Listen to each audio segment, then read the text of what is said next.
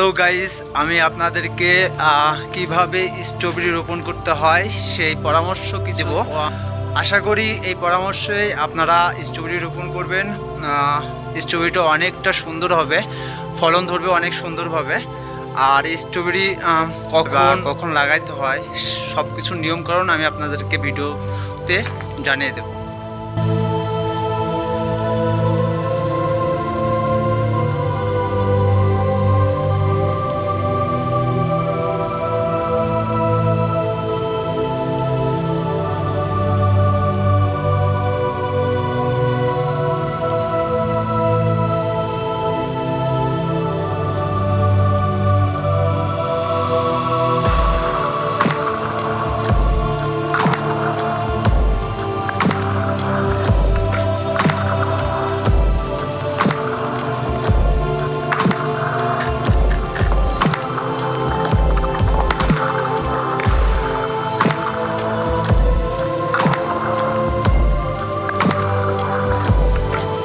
ভাই, আপনার এই স্ট্রবেরি বাগানটা তো অনেক সুন্দর দেখতেছি, অনেক বড় বাগানটা।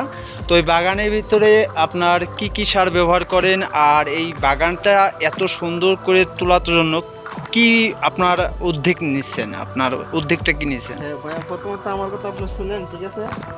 ডিসেম্বর মাসে, ঠিক আছে, এই যে মাটিগুলো দেখছেন না, এটা মাটি না, ঠিক আছে, এটা এক জাতের সারই, বুঝছেন?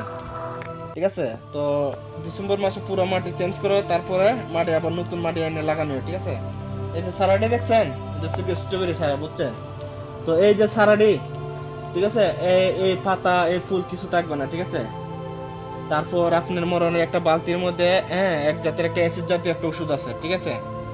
তখন এটা ওটার ভিতরে সুবাই তারপরে এই যে দেখছেন এটার সেন্টারও এইটা রোপণ করা হয়, ঠিক আছে?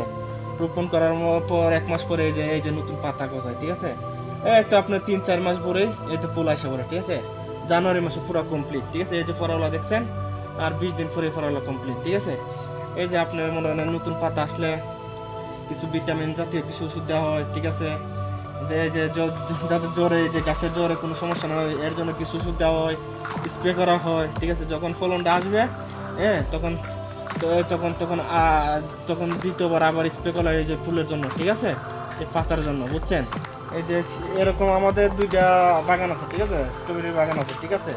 আপনার এই যে একবার সারা রোপণ করলে 6 মাস, ঠিক আছে? সবসময় ফরাও লাইতে থাকবে, ঠিক আছে? এমন দিন বান্ধব সবসময় 6 মাস হাতেই থাকবে, ঠিক আছে? তারপর এখান থেকে লোক আছে, লোক দিয়ে খেটে তারপর এখানে রুম আছে, এখানে নিয়ে আমরা এইসব টিকটাক করে কার্টুন করে আমাদের কোম্পানির গাড়ি আছে, তারপরে কোম্পানির গাড়ি এসে এরপর স্ট্রবেরি নিয়ে যায়, ঠিক আছে? এখানে নিয়ে আইসক্রিম বানায়, জুস বানায়, ঠিক আছে?